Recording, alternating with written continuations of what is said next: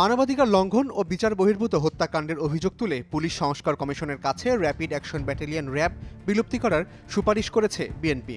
10 December মঙ্গলবার সকালে রাজধানীর গুলশানে বিএনপি চেয়ারপারসনের কার্যালয়ে এক সংবাদ সম্মেলনে বিএনপির স্থায়ী কমিটির সদস্য মেজর অবসরপ্রাপ্ত হাফিজউদ্দিন আহমেদ এসব কথা জানান।